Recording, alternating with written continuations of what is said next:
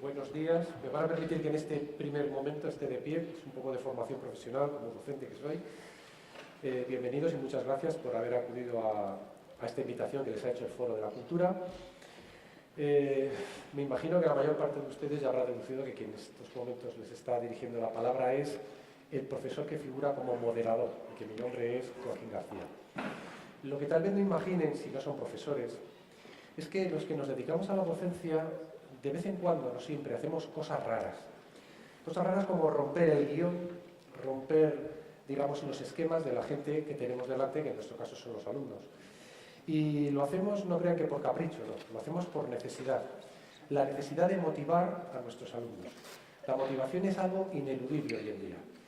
Y les cuento todo esto porque, aunque es algo que hacemos dentro del aula, y ustedes no son alumnos, ni esto es un aula, no me va a quedar más remedio que romperles un poco los esquemas, porque estarían esperando encontrar en torno a esta mesa a Rasmus Frisk, Mina Harmanen y a José Antonio Marina. Pero circunstancias imponderables de carácter familiar le han impedido estar hoy con nosotros y he de cambiar un poco el guión que tal vez traían ustedes en su cabeza, porque en su lugar la ausencia que deja va a ser magníficamente cubierta con la presencia del profesor de Sociología y catedrático de la Universidad Complutense de Madrid, Mariano Fernández Anguita. Como no tienen la reseña biográfica, sí que les voy a destacar de él que es una persona que está muy comprometida con la enseñanza pública, que entre sus preocupaciones están el fracaso escolar, el absentismo y también el papel que los docentes jugamos en la sociedad. Y en esta línea de romper con lo que tal vez esperaban de una presentación al uso, me van a perdonar y me van a permitir que no entre en más matices de lo que es el perfil biográfico de quienes vamos a estar en torno a esta mesa, porque, bueno, aparte de que ya lo tienen en su programa y ustedes a los que quieren escuchar es a ellos y no a mí, lo que queremos los cuatro es aprovechar al máximo esta magnífica oportunidad que nos ha brindado el Foro de la Cultura para poner sobre la mesa un tema tan candente y una materia tan sensible como lo es la educación y a la que, por desgracia, no siempre la manifestamos una sensibilidad por parte de la sociedad como la que se necesita. De manera que lo único que les voy a pedir y que sepan es que también nosotros queremos que ustedes nos llamen la atención a nosotros, a los profesores, y que lo hagan, si quieren, participando en este debate a través del hashtag del Foro de la Cultura, que es Foro de la Cultura 2016 todo junto, con la F mayúscula y la F de foro y la C de cultura mayúscula. En torno a las 12:30 abriremos un turno de preguntas para que ustedes también puedan participar de viva voz, pero sobre la marcha, si participan a través del hashtag, lo tendremos en cuenta para que también podamos introducir en el debate algunas de las cuestiones que a ustedes les puedan interesar.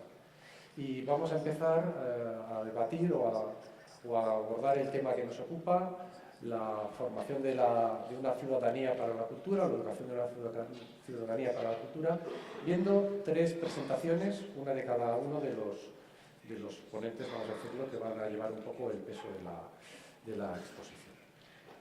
Entonces, les dejo ya con esa presentación. Gracias.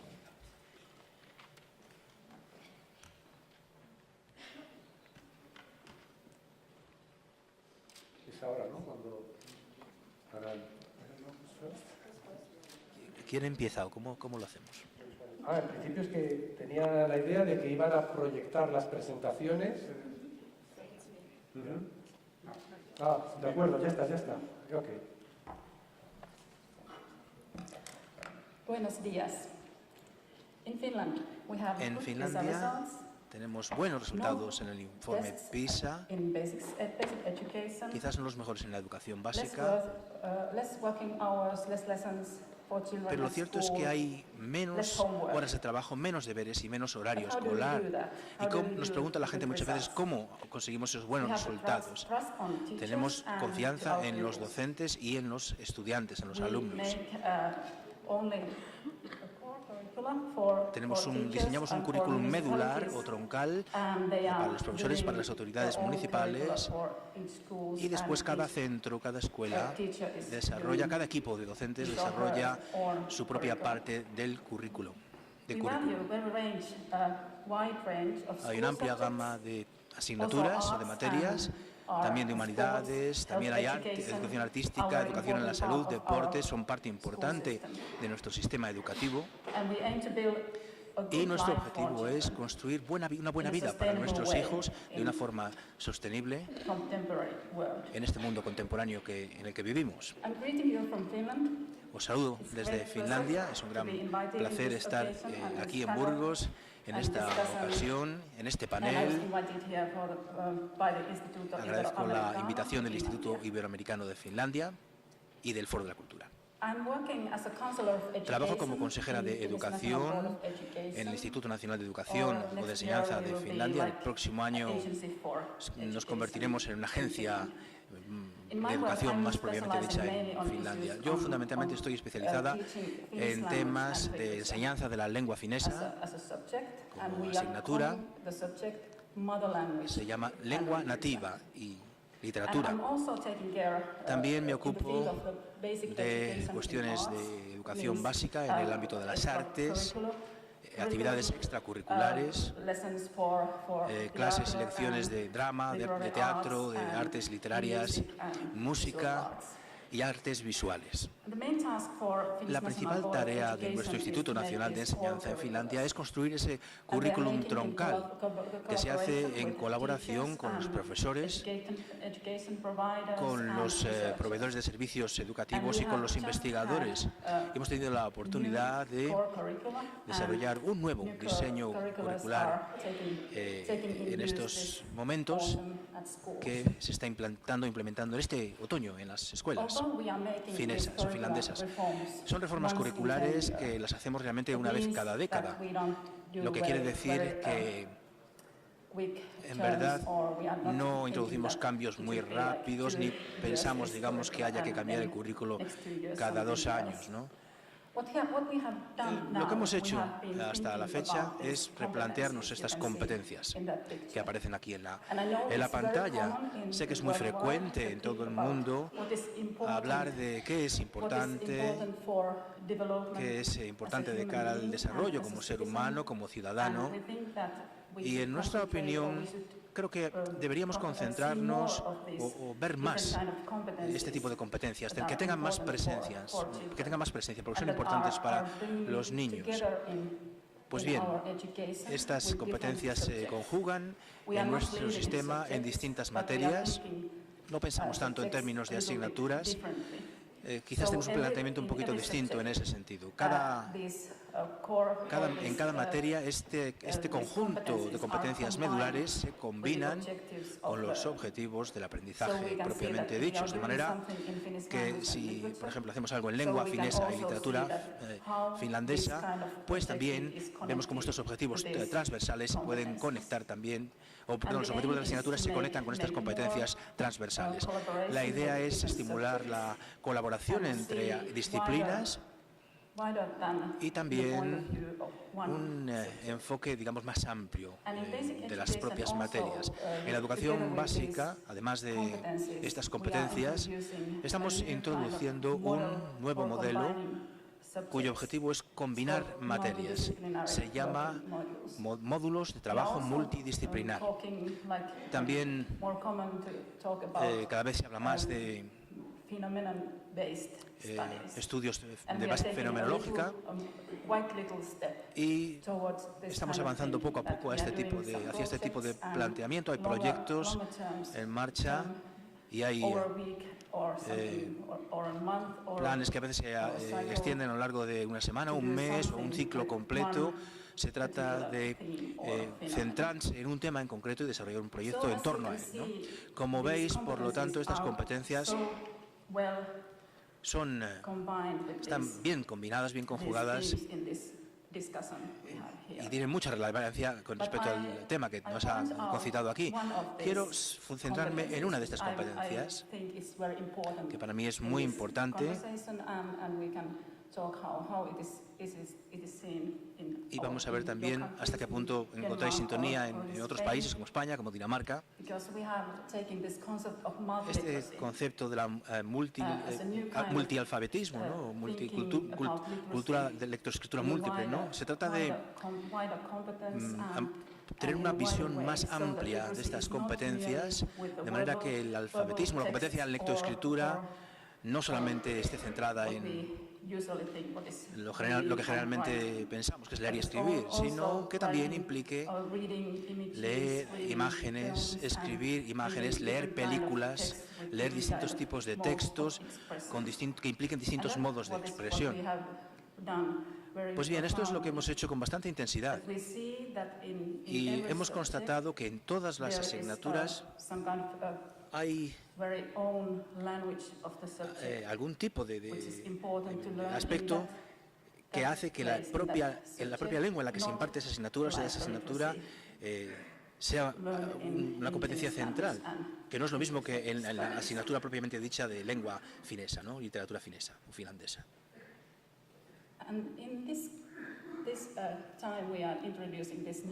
En estos momentos justamente ahora estamos introduciendo este nuevo plan de estudios medular y quisiera plantear esta idea, ¿no?, de la competencia lectoescritura múltiple, ¿no?, en este panel, porque me parece que tiene mucha incidencia en la idea de la educación para una ciudadanía crítica, ¿no? No hablamos únicamente de la historia, de las ciencias sociales, también el aprendizaje de la cultura, del arte, en combinación con otros temas, otras materias. Se trata de combinar además o conjugar el aprendizaje dentro de la escuela y fuera de la escuela. Es muy importante también esta idea de aprender fuera de la escuela. Esta es una herramienta que ya hemos integrado en nuestro currículum medular. Queremos comprender qué es lo que pasa en el mundo contemporáneo a través de esta vía, ¿no? Fijaros en esas imágenes, esos iconos, ¿no?, que los ha diseñado, los desarrolló el Ministerio de Asuntos Exteriores para promover un poco la idea de la cultura, el estilo de vida finés. Quizás veis ahí a Santa Claus, lo reconocéis. Algunos otros quizás no estén muy claros. Hay una conexión ahí con la música heavy. Por eso. Y luego ya sabéis que también hay un estereotipo sobre que los fineses no somos muy locuaces, entonces por eso aparecen esas chavalas mirando el móvil en la parada del bus, ¿no? Bueno, estos iconos un poco muestran un poco la idea de esta competencia múltiple, ¿no? No solamente es la imagen, se trata de tener una competencia múltiple para conectar con las situaciones específicas de la vida cotidiana. No creo que quiera añadir más de momento, les agradezco la atención y creo que podemos ceder la palabra al segundo ponente.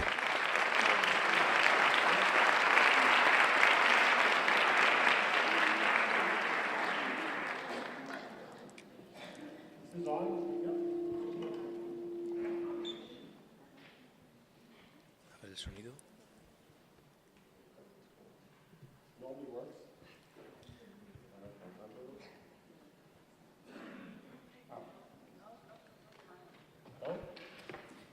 Si me podéis subir un poquito el volumen. Bueno, mientras los técnicos se ocupan de arreglar esto, brevemente voy a hablar un poquito de quién soy, por qué estoy aquí. Soy un poquito el que está fuera de la cuadrícula, ¿no? Hoy hablamos de educación y yo soy arquitecto, ¿no? Pero lo que yo hago encaja muy bien, yo creo, en el ámbito de la educación, tal y como aquí se está planteando, ¿no?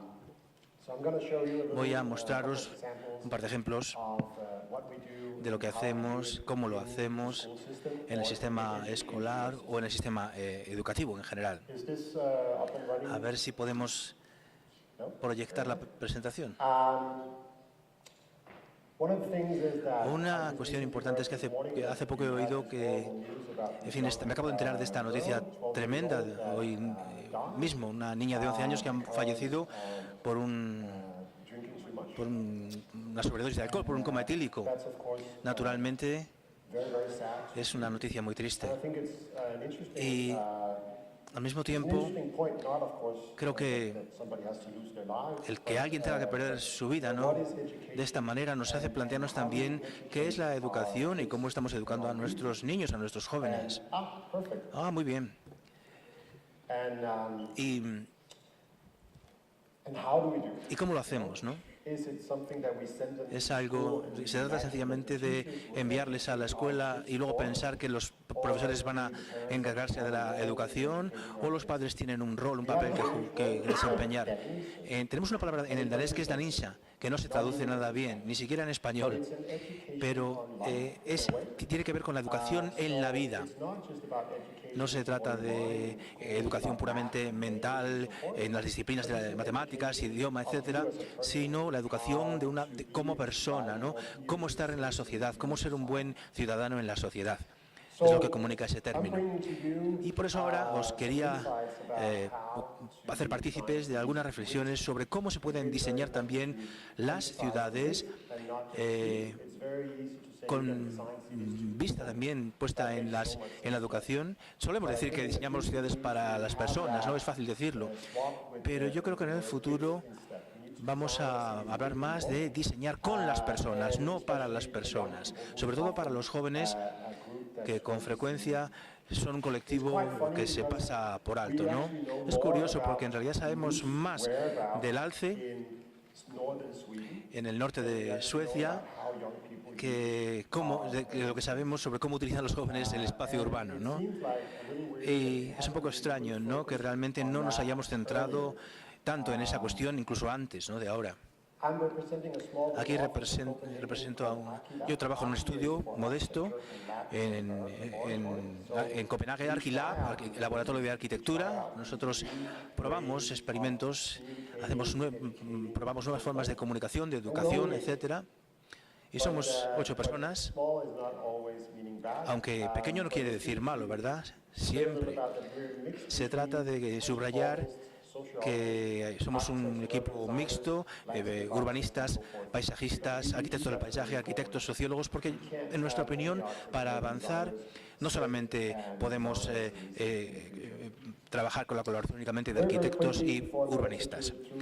Rápidamente, 2 o 3 ejemplos para ilustrar cómo se trabaja para desarrollar ciudades, que es el sistema de abajo arriba, y luego está el otro sistema que es de abajo arriba, de arriba abajo y de abajo arriba, ¿no? Bueno, pues aquí a la izquierda veis el enfoque top-down, de arriba abajo, que es un poco clásico, en el sentido de que, bueno, pues hay a veces hay alguna audiencia pública y hay cierta participación ciudadana.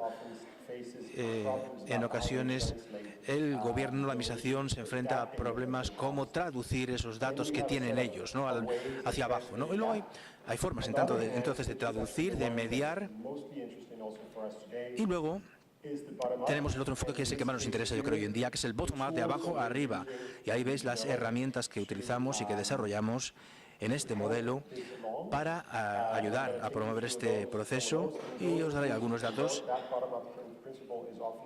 Y es un principio que nosotros utilizamos mucho también en el sistema educativo, bottom-up, de abajo arriba. Muy brevemente, trabajamos a partir de la idea, de los conceptos de definir, desarrollar, descubrir, diseñar. Os voy a contar, no os voy a contar la historia completa porque no hay mucho tiempo, pero sí que os daré algunos ejemplos, algunos brochazos. ¿Dónde empezamos? Bueno, es un comienzo muy clásico.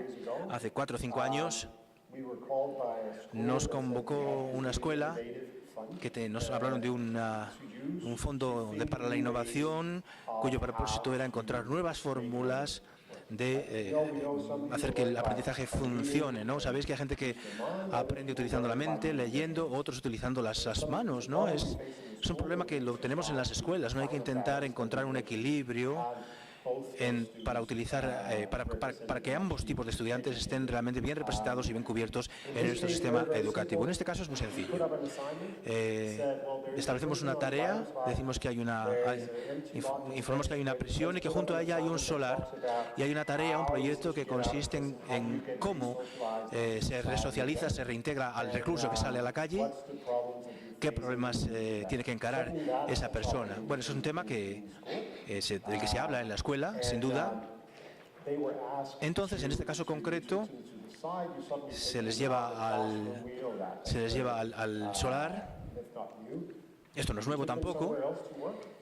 Nos ponemos manos a la obra. Trabajan también implicando conocimientos de matemáticas. Tienen que establecer cálculos de área, metros cuadrados de la fachada del edificio que se va a construir en ese solar, ¿no? Para la integración del ex recluso. Hay que hacer estudios. Se emplean también, digamos, conceptos de las clases que tienen sentido en la vida cotidiana. Hasta ahora no hay nada realmente innovador, esto es una cosa muy común, se hace mucho en Dinamarca también.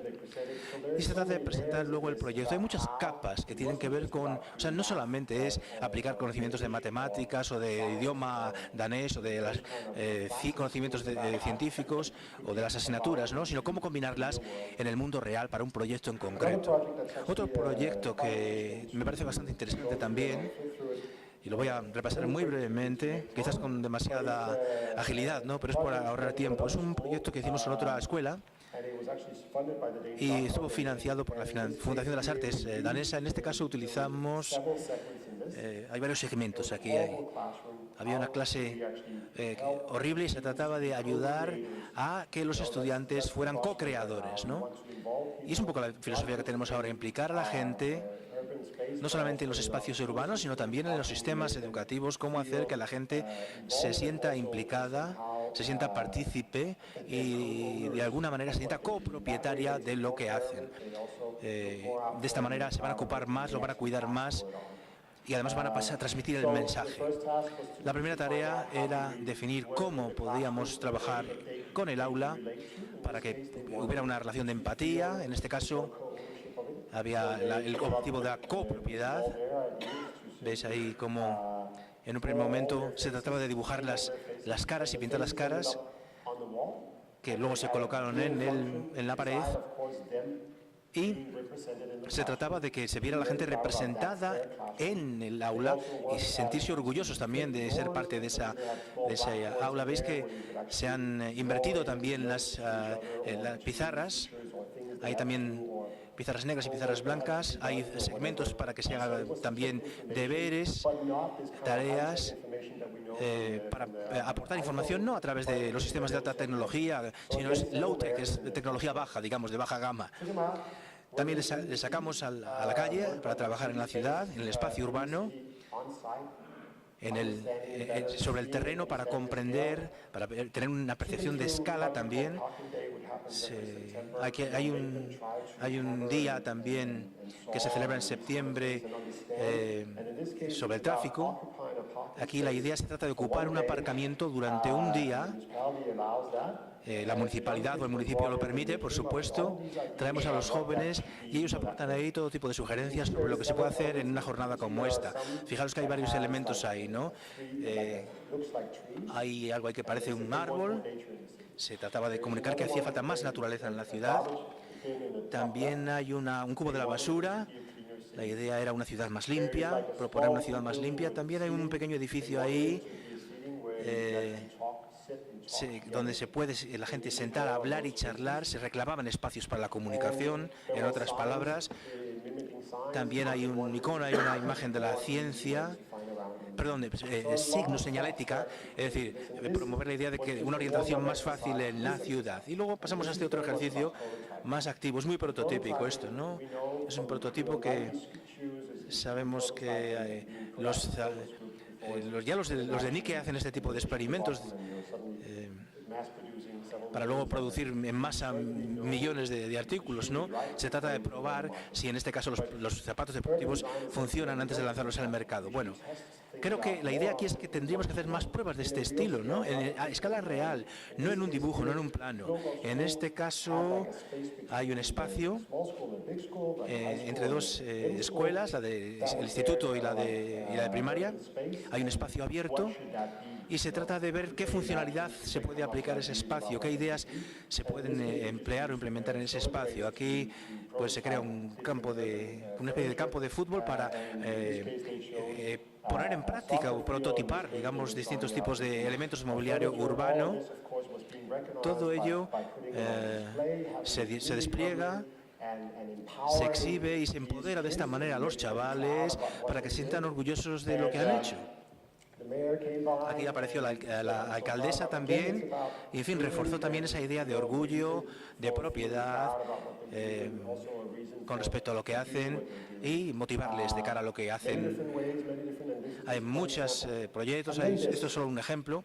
Y luego esta imagen, fijaros, todo esto llevó a un gran concurso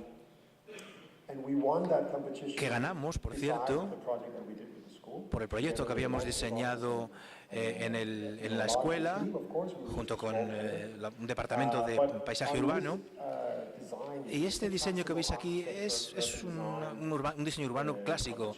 Es un concurso, es una propuesta clásica, no un concurso de arquitectura. Pero veis ahí que hay una escuela, ahí a la izquierda, al extremo derecho hay otra escuela y hay un instituto aquí en la parte de izquierda.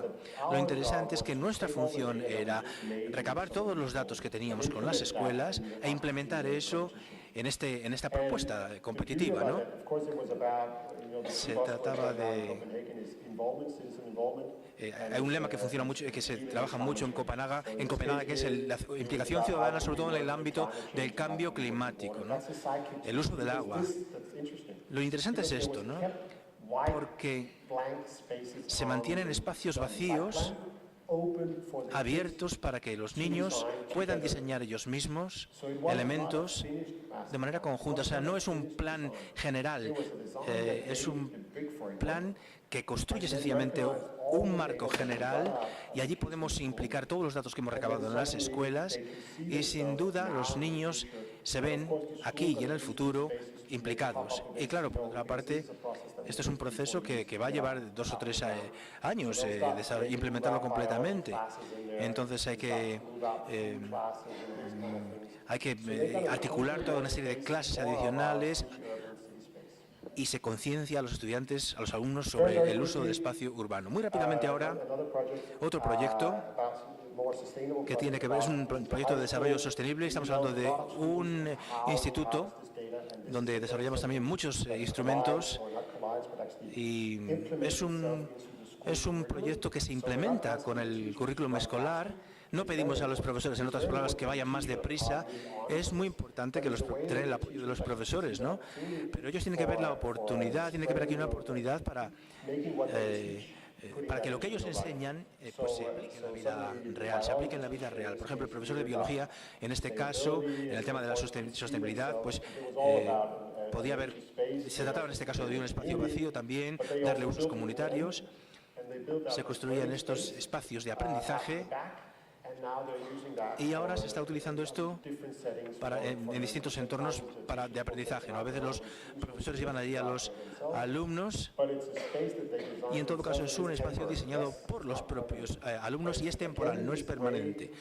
Es un estilo, por lo tanto, de una forma de dar poder a los niños en el sistema de enseñanza. Y finalmente, yo creo que voy a saltarme algunas de estas otras herramientas que hemos generado para ir a esta cita final, que muestra un poco hasta qué punto esto ha sido innovativo y cómo ha servido para abrir la mentalidad de la gente y mostrar una forma distinta de aprendizaje. Es la filosofía de esto. Muchas gracias.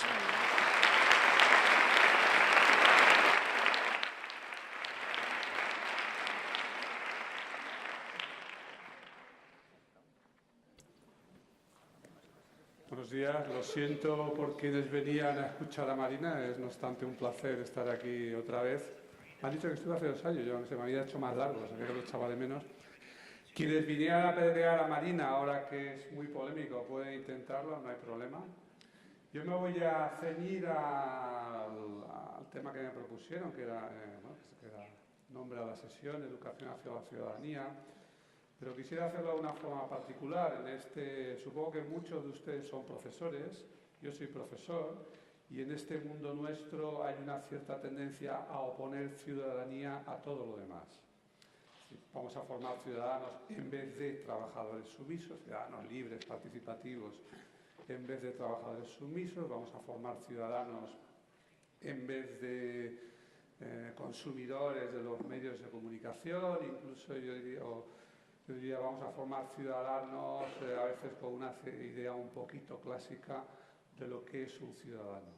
Para mí, sin embargo, no es posible ser ciudadano sin ser además una persona capaz de tener una vida independiente económicamente, sin ser además capaz de moverse en este entorno de la comunicación y sin ser además capaz de resistir en un mundo de cambio. De hecho, así fue.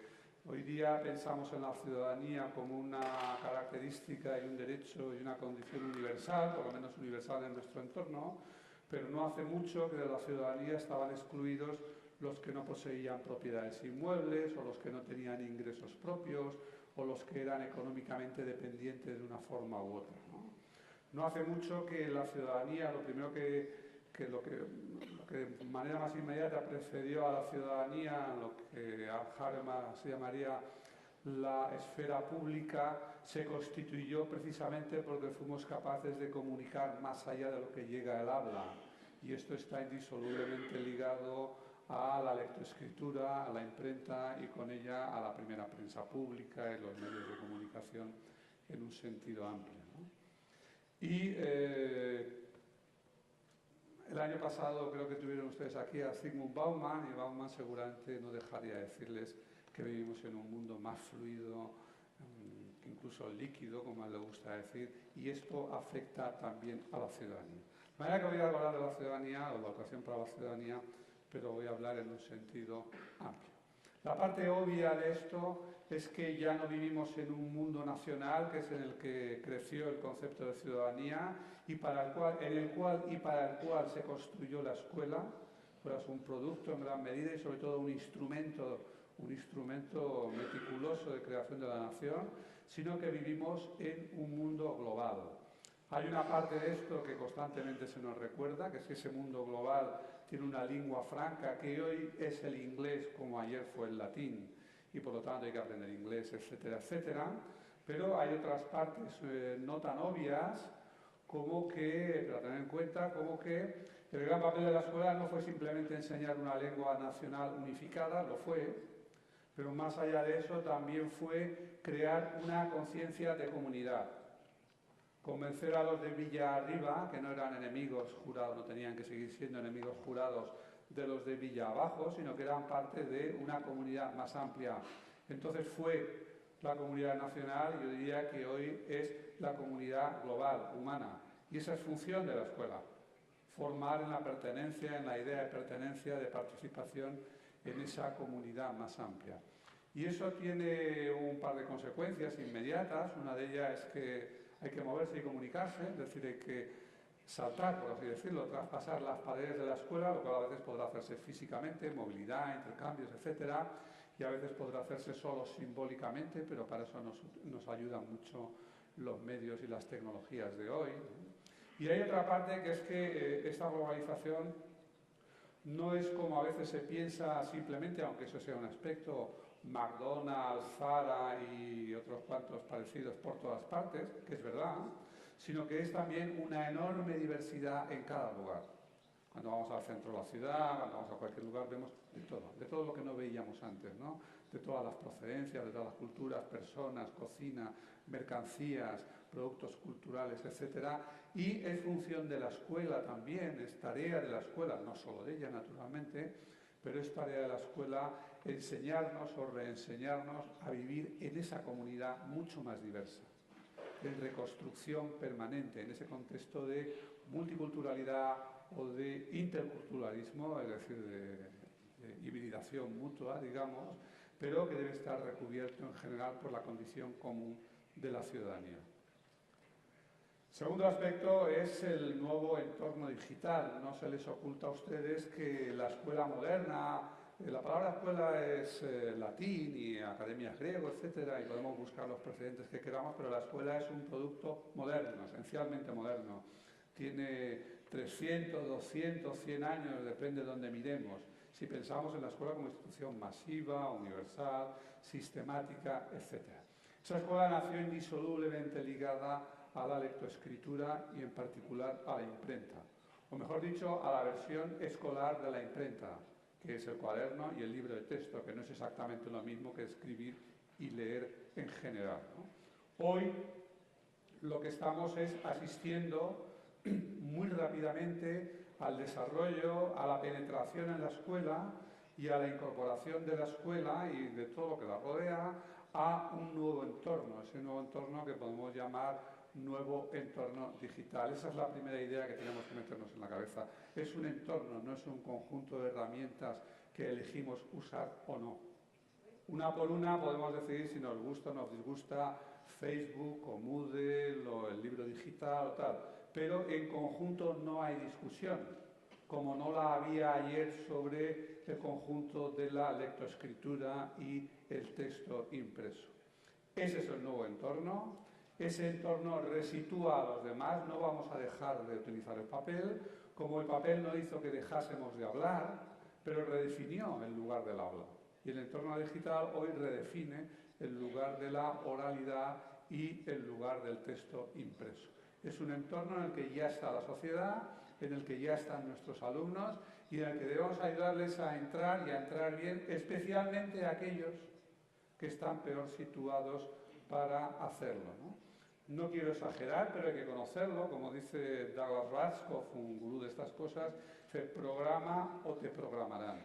No quiere decir que los alumnos tengan que aprender a programar, no es eso, pero tienen que entender en qué entorno están, cómo funciona, o serán simplemente muñecos y peleles movidos y empujados por él, ¿no?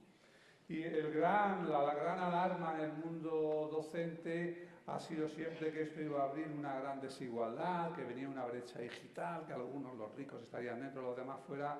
Olvídenlo, olvídenlo. Empíricamente sabemos que esa brecha se ha cerrado, se ha cerrado en gran medida, la brecha como la imaginábamos. No es que se haya cerrado, es que se ha cerrado mucho más rápidamente que la brecha escolar, muchísimo más rápidamente que la lectoescritura. Han hecho falta milenios para universalizar la lectoescritura. Han hecho falta cientos de años para universalizar la escuela o el acceso al libro. Hicieron falta 100 años para universalizar la telefonía fija, 50 para la televisión, menos de 30 para la informática, menos de 20 para Internet y poco más de 10 para los teléfonos móviles con todo su acceso. Eso está ahí. La brecha digital en el acceso, habrá desigualdades, pero como brecha, tener o no tener, está en gran medida desaparecida. Queda otra más importante, que es la brecha en el uso. ¿Qué hacemos con eso? No es nada nuevo, existía con el libro. ¿Qué leemos? Existía con la realidad. ¿De qué hablamos? Y la función de la escuela es justamente ayudar a cerrar esa brecha. Pero el problema que tenemos es una tercera brecha, la brecha entre la escuela y su entorno, entre la institución y su público, entre los profesores y el alumnado, entre una sociedad y en particular unas generaciones jóvenes que corren a ese nuevo entorno y una escuela y una profesión que se resisten y se resisten. Y esta resistencia, que es posible porque en gran medida tenemos un público cautivo que no se nos puede escapar, como se le ha escapado a la prensa, como se le escapa en gran medida a las empresas o a los partidos políticos tradicionales, esa resistencia la van a pagar sobre todo aquellos que no eligieron bien, digamos, la familia al nacer. Es decir, aquellos que no tienen en casa los medios suficientes para incorporarse a ese nuevo entorno. El tercer elemento es que entramos en otro tipo de economía, que pues llamaría una economía postindustrial o creativa. Si ustedes miran una aula, lo más parecido, aquello a lo que más se parece, una aula se parece a dos cosas. A un convento o a una iglesia, es ese lugar donde todavía los bancos están alineados y clavados al suelo. En mi facultad, en algunas aulas, en muchas, están. Y se parece a una industria antigua. muy parecido a esos grabados sobre las viejas industrias textiles de la primera revolución industrial. Hoy ya bastante menos, queda bastante de eso, pero queda menos. Ese ya no es el modelo industrial. El modelo industrial hoy es otro, es cada vez más otro, porque cada vez más podemos transferir las tareas rutinarias a las máquinas. Si el paradigma de la industria antes era una cadena de montaje de automóviles llena de obreros, hoy no hay un solo obrero en esas cadenas. Hay muy poquitos, hay unos cuantos que están ocupándose del control, lo demás son robots. Esas tareas hoy se transfieren en gran medida a los mecanismos o a otros países que todavía están en condiciones de hacerlo y lo hacen mejor que nosotros, ¿no? Y lo que se requiere de la gente que va a trabajar es otra cosa. No está muy claro qué nombre darle, pero podemos llamarlo iniciativa, emprendimiento, creatividad, capacidad de afrontar problemas, de moverse en la incertidumbre, de afrontar situaciones nuevas, etcétera, etcétera. Y eso requiere otra actitud por nuestra parte. Ya no se necesita de nosotros que enseñemos a los alumnos a cumplir un horario, estarse quietos en la silla, hacer lo que se les dice, cuando se les dice y cómo se les dice y solo así, etcétera, sino que tenemos que formarlos en esa idea de la iniciativa, el emprendimiento, la creatividad, etcétera. Y eso requiere reorganizar la experiencia escolar, porque el gran educador ahí no es el mensaje. No consiste en que les digamos ser creativos, ser emprendedores, ser libres y cosas por el estilo. Consiste en que creemos las condiciones para que en la propia institución aprendan a hacerlo o por lo menos no lo desaprendan, no aprendan exactamente lo contrario. Y eso requiere en gran medida romper la organización tradicional de los tiempos, los espacios, la división de las materias, las formas de evaluación, cosa que algunos centros, no voy a decir muchos porque no son muchos, pero algunos centros numerosos ya, suficientes como para que podamos fijarnos en ello, están haciendo. La escuela no puede seguir siendo una pila de aulas, que es lo que tenemos. Empezamos con escuelas pequeñitas, primarias, que eran una escuela igual a un aula, las hicimos crecer y las hicimos crecer como montoncitos de aulas, como si fuera un Lego. Tenemos que pasar de eso, yo les diría, a más escuelas, sí, porque las necesitamos, no puedo extenderme en eso, pero menos aulas. Y finalmente, debemos ser conscientes de que entramos en una situación de cambio muy rápido. Siempre hubo cambio y la escuela es hija del cambio. La escuela se generalizó como institución moderna para arrastrar a la gente del campo a la ciudad, de la agricultura a la industria, de la economía de subsistencia al trabajo asalariado, de la oralidad a la escritura, de la pequeña comunidad a la nación, etcétera, etcétera. Por lo tanto, fue un instrumento de cambio, pero era un cambio lento. Lento desde la perspectiva individual. Para alguna gente pudo ser catastrófico, tremendo, imprevisto, etcétera, pero el profesor típico se formaba unos pocos años y con lo que había aprendido podía ir al campo a urbanizar a la gente en los próximos 40 años. Podía enseñarles a escribir los siguientes 40 años, etcétera. Es un cambio, yo diría, de una generación a otra. Y en ese cambio el profesor, el docente, estaba cómodamente instalado. Hoy el cambio es mucho, mucho más rápido y eso vuelve la formación que recibimos y la formación que damos por definición obsolescente.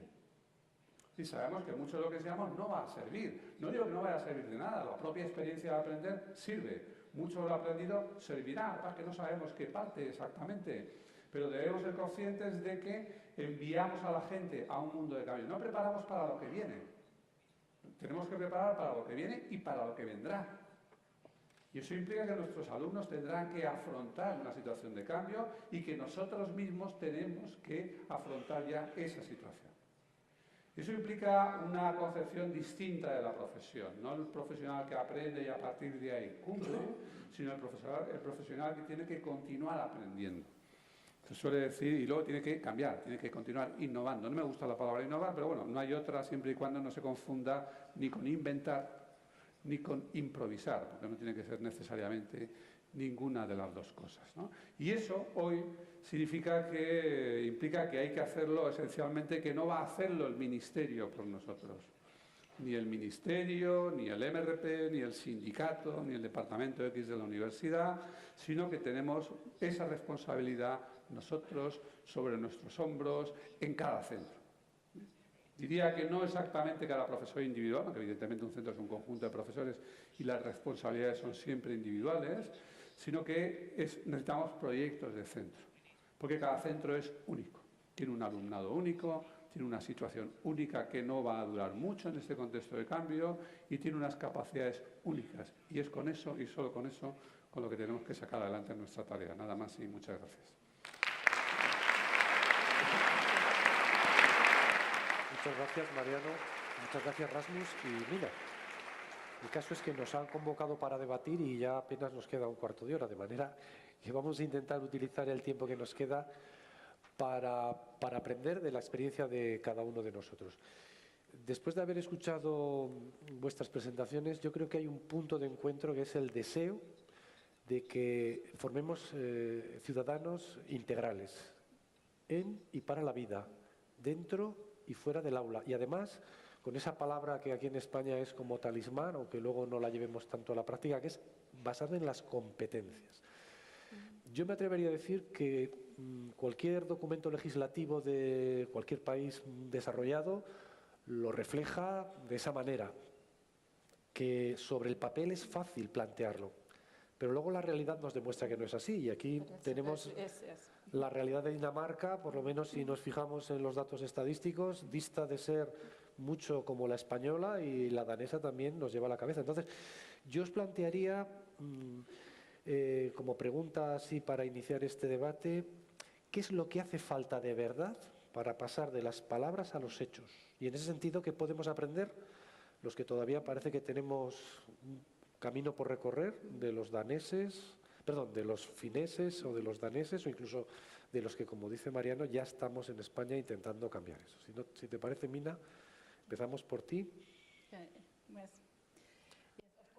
Sí, naturalmente es importante, ¿no?, tener planes de estudio, diseño curricular, pero eso no va a funcionar a menos de que la comunidad escolar, los profesores no lo pongan en prácticas o no colaboren de manera conjunta. Yo creo que aquí ha habido un ejemplo muy interesante que se ha planteado, lo que nos has contado en Dinamarca, ¿no?, ese sistema de trabajo en equipo, ¿no?, ese enfoque multidisciplinar. Nosotros tenemos ese módulo interdisciplinar y en la secundaria lo aplicamos. Tenemos también una herramienta que nos permite desarrollar esos proyectos transversales, combinando distintas materias o asignaturas. No quiere decirse que sea trabajo a mayores para los docentes o para los alumnos.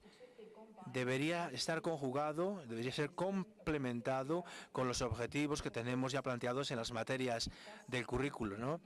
Y ello necesita, claro, sí que implica un cierto trabajo, eso también es verdad, y para llevarlo a la práctica de manera adecuada. Aquí lo importante, con respecto a este enfoque multidisciplinar y ese módulo de aprendizaje multidisciplinar, es tener en cuenta que también hay que implicar a los alumnos en el diseño. Es decir, ¿cómo les gustaría aprender? Hay que hacerles partícipes. Los profesores tienen la responsabilidad de aportar objetivos y contenidos que les parecen importantes, pero hay que combinar todos los factores, ¿no? Estas fórmulas distintas en la labor escolar. El objetivo debería ser que sea más significativo lo que hacemos, trabajar en ese tipo, por ejemplo, esas experiencias de diseño urbano que nos has planteado me parecen estupendas. También tenemos este tipo de proyectos en Finlandia y otras herramientas adicionales que tenemos a nuestra disposición en las escuelas, ¿no? La verdad es que el tema de las materias, de las asignaturas, a veces es problemático, porque cada profesor de una asignatura cree que la suya es la más importante, ¿no? Y tienen una perspectiva distinta sobre lo que es prioritario, lo que es importante, ¿no? Falta un poco la visión de conjunto a veces. Sí, yo creo que sin duda hay diferencias en los planteamientos que se han hecho aquí, ¿no? Pero nos has preguntado qué hace falta para moverse de la palabra a la acción. Yo diría que es la cuestión clásica que la vemos en todas partes, ¿no? Vemos que los gobiernos cambian constantemente y cada gobierno de turno pues decide cambiar o reformar la educación. Entonces, ¿cómo pilotar el barco en la dirección correcta? Sería la pregunta, ¿no? Me parece muy importante centrarnos, es educar las mentes críticas, ¿no? Porque educar a las personas, hay que educar a las personas para que puedan ejercer la crítica con respecto a la sociedad. al mundo en el que viven, y eso se puede hacer de formas muy diversas, naturalmente. Está el aula tradicional, pero yo creo que esa ya definitivamente no es la vía correcta. Tampoco se trata de repetir una y otra vez lo que aporta el profesor, no, se trata de plantear fórmulas nuevas de aprendizaje.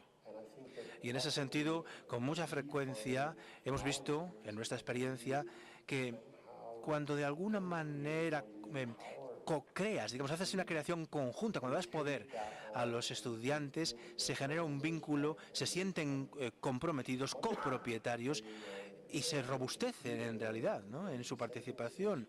Se ven reflejados y ven más relevancia con respecto al mundo real.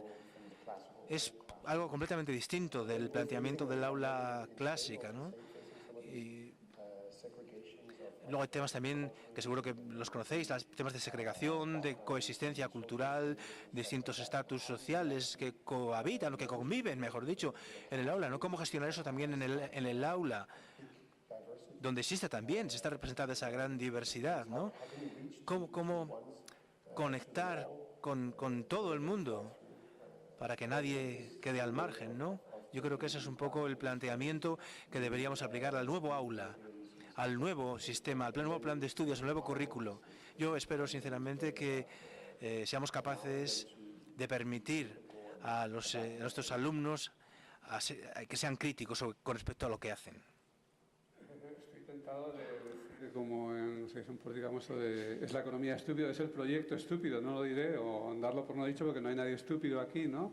Pero creo que es el proyecto, creo que son los centros. Yo creo que, por ejemplo, de Finlandia, aparte del tópico PISA, yo creo que hemos aprendido que no hay nada sagrado. Finlandia hizo una seria reforma de su profesorado, ahora vemos que un día de repente nos sorprenden diciendo que ya solo se va a escribir de una manera, que no va a haber cursiva, que no sé qué tal, ¿no? Y bueno, eso es necesario, hay que separarse de la vieja gramática escolar. Y hay que separarse no solamente de la parte evidente de esa gramática, que es me gusta o no me gusta el programa, o paso de los contenidos a las aptitudes y las aptitudes a las competencias, etcétera, sino hay que poner en cuestión lo que no esperábamos cuestionar. Ahí creo que la arquitectura nos ha enseñado mucho. Por ejemplo, la arquitectura interior de un centro es esencial, es la parte fija que no deja que el alumno se mueva, ¿no? Y las posibilidades educativas de una ciudad son enormes. Entonces yo creo que ahí es justamente donde intervienen los proyectos. Los centros tienen que desarrollar proyectos a su medida, no concretar el proyecto del ministerio. El ministerio, la consejería, quien sea, establece el marco, pero los centros son los que deben saber qué alumnos tienen, cómo los tienen, en qué circunstancias, qué son capaces de hacer. Aunque un centro puede soñar que haría cosas con la música, pero si no tiene profesores que sepan mover eso, pues a lo mejor es capaz de hacer otra cosa en lugar de eso. Entonces hay que contar también con cuáles son las propias fortalezas, las propias debilidades, los propios deseos incluso, y entonces vivir con eso, lo cual, claro, entraña otras condiciones. La primera es un compromiso individual, no solo con los grandes principios, sino también con el centro y con los compañeros con los que se está trabajando. Lo segundo es una cierta capacidad de dirección, y eso más allá de las formas de participación democrática, de coordinación, implica dirección, ¿no? Y lo tercero es una relación con el entorno, abierta con el entorno, que es una relación con la comunidad. La comunidad no hay que verla simplemente como el paisaje, ni como una fuente de problemas, tenemos niños pobres o minorías, etcétera, sino también como una fuente de recursos, no económicos solo, que también, sino recursos cognitivos. La gente que está en la comunidad, las familias, los vecinos, las entidades, las empresas, saben hacer cosas y a menudo quieren hacerlas. Y además nos lo ha mostrado Rasmus en su presentación, cómo los arquitectos pueden implicarse en la formación. Yo saco así un poco como resumen de lo que habéis dicho, que tendríamos que apostar por una educación creativa y activa. Pero eso lleva tiempo. Y a lo mejor en vuestros países, precisamente porque nada es sagrado, podéis eliminar, modificar los currículum. Aquí en España yo lo veo más difícil. No sé si es por costumbre docente o porque también nos van marcando un poco la pauta.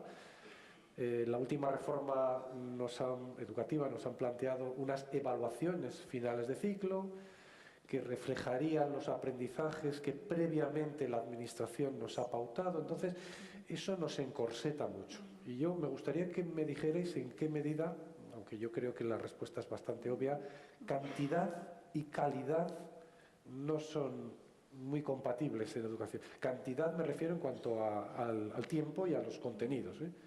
Si queremos calidad, tenemos que apostar por currículum con muchos conocimientos, o hay que desacralizar eso, como decía Mariano, que en nuestra asignatura siempre parece que es la más importante y que no se puede perder nada de ella. ¿Cómo lo hacéis en vuestros países? No sé si Mina... Sí, siempre hablamos de contenidos, ¿no? En el currículo troncal o medular. Quizás ahí están más implicados los profesores más que los alumnos, pero en esta última reforma sí que hemos hablado mucho de la importancia de los objetivos. O sea que ya el profesor tiene más libertad de diseñar qué contenidos sirven a esos objetivos. Y hemos intentado rebajar también contenidos, es verdad. No estoy muy segura de que hayamos tenido éxito, porque sigue habiendo mucha presencia de contenidos, ¿no? Pero en nuestro sistema yo creo que no tenemos tanta presencia de la evaluación, como decías tú. Que en la secundaria sí que hay exámenes de ingreso, pero ahora también estamos empleando también exámenes digitales y digamos que es una forma nueva también de enseñar, por ejemplo, de la enseñanza de la escritura en distintas asignaturas. Bueno, eso sirve para dirigir bastante y para informar nuestra actividad. En la educación básica tenemos menos evaluación, menos exámenes. De todas formas, hay que admitir que no es fácil. No es fácil trabajar solo sobre la base de proyectos y aprender solo sobre la base de proyectos en los centros, ¿no? Hay muchos proyectos en marcha y hay aspectos muy beneficiosos, ¿no? En el sentido de ese empoderamiento de la ciudadanía que mencionabas antes, ¿no? Gracias a esos proyectos, pero